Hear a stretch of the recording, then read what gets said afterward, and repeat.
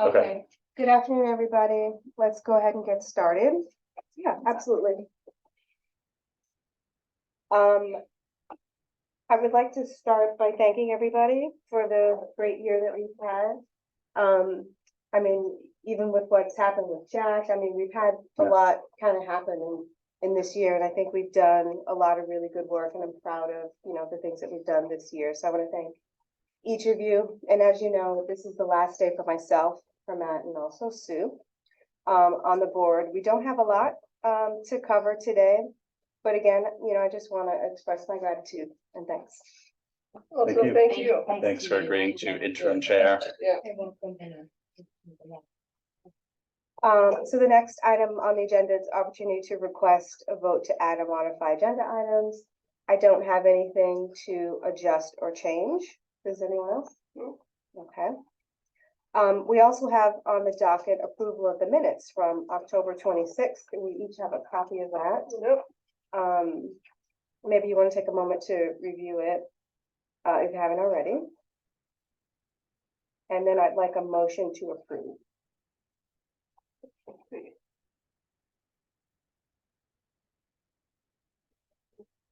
Where's the copy? Yeah, there it is. This one, Yeah.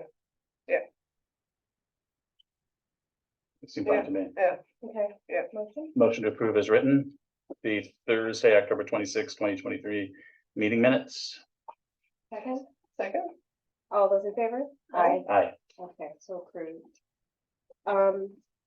Any report of members?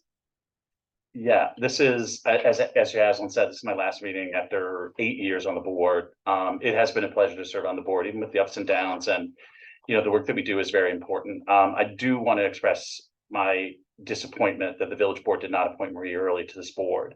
For understanding, the village board of trustees has historically appointed the members that the standing board recommends and puts forward. That's how it's always been done. That's a long-standing precedent in the village. So the question here is why Marie Early was not appointed to the planning board when the planning board, us, offered our unanimous and strong support for Marie and a need for her, a need that exists now, as even with this new reorganization by the mayor, we are 2 members short. It is not in service to the village to leave any standing board short. It impairs the ability of the board to meet, have a quorum, and move the business of the people forward. But the question of why Marie was not appointed is really a question for the village board and the mayor. It was not answered. It was not addressed. It was not even disclosed who was recommended. It was just put forward who they were appointing. One of the members who is chairing the board has never met with this board, right? Mm-hmm.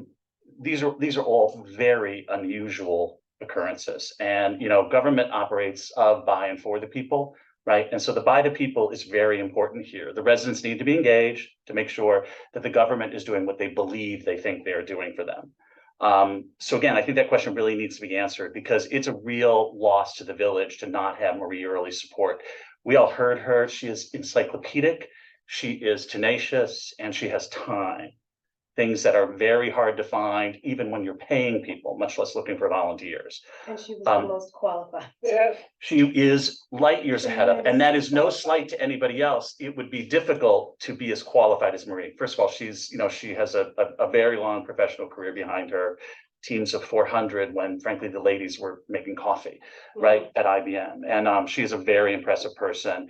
And she has the time and she commits her energy. And Marie is driven by one thing, which is the facts and the truth. That's it. She don't care about anything else. She'll drive you insane getting to that point. I love her to death, but that's what she focuses on. So if this is politics, it is poorly placed, because Marie is not political. Marie is committed to getting to the facts. But to put it more simply, going against the appointed recommendations of the planning board calls the board's independence and autonomy and potentially their actions into question, right? If you stack a board and you put the deciders that you want at a table to get a decision that you want, I'm not saying that's happened. I don't know anything, right? But I have concerns.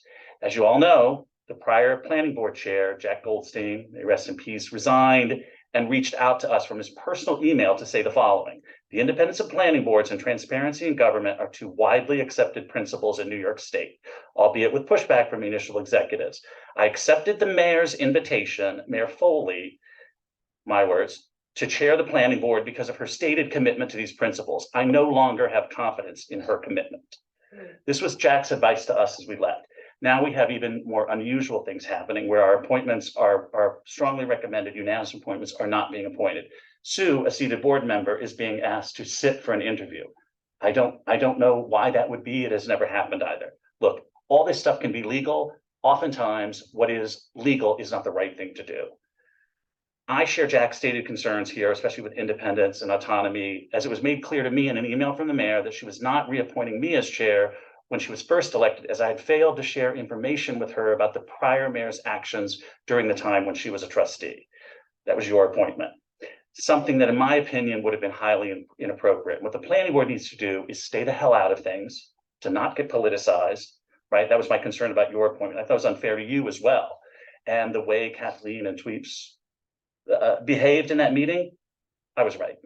The planning board, ZBA, and HDRB are by legal design intended to operate independently and autonomously outside the sphere of political influence and interest to fairly and evenly apply the code in their review of applications without influence of the board of trustees or the mayor, who may have at times an interest in the outcome.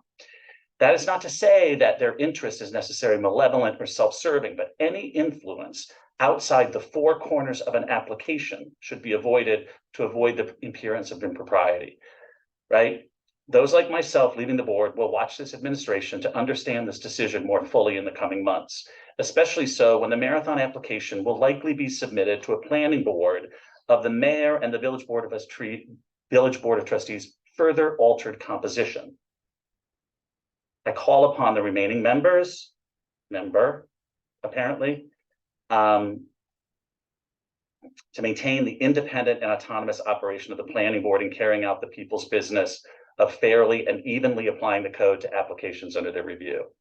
It's an important job, and it's an important piece of how this village government functions. And the independent and autonomous operation of the seated boards is critical it puts the village in the best position. With the Article 78 calling out the marathon decision, how the zoning was done, and outside of public view, also citing the mayor's business relationship that was undisclosed with the developer. The more you do this, the more then it gives voice to further issues. So the more that we can make sure that our process is not tainted, that it's believed to be independent and autonomous, the better the village is going to be. And that's better for everybody. Even if you don't care about government, you should care about taxes. Lawsuits are very expensive, right? That's I'll get off my soapbox. But I care about this stuff. I care about government. I believe in government, but we have a role to play. Thank you for your remarks. Any other remarks or reports? I mean, I think I do want to thank all of you. I feel like I've learned a lot from Matt and Sue and Jack. Rest in peace. May he rest in peace. Over the last, and then of course, when you stepped up in a way that it's, it takes a lot of work behind the scenes to kind of, there's a lot of paperwork and it's a lot of time. And I think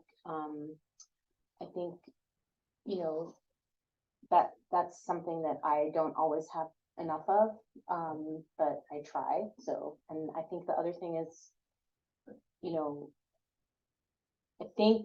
I think there definitely has been a feeling, or like, in our discussions of trying to keep things reasonable, and at least that's what I've aimed for, and really to understand like what is our role here. It's to interpret the code, which is something that is not very glamorous and need not be political, and I don't think it has to be. And I think hopefully, we can maintain that.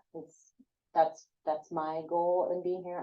I'm not a political person. I'm doing this as a service, and I do need to step back. So at some point, I will become an alternate when the board is filled. But yeah, I just wanted to put that on the table. And Good luck. Yeah. We're counting on you. yeah. Yeah. All right, if there isn't anything else, we do not have any correspondences, no old or new business. All of our new business is being tabled for the new board in the new year. Makes sense. No public comment. I don't see any other participants besides us. Nope. No board business. So we are at the point where I will ask for a motion to adjourn. So moved. Second. Awesome. We are adjourned. Thank you, everyone. So. You're not recording, right?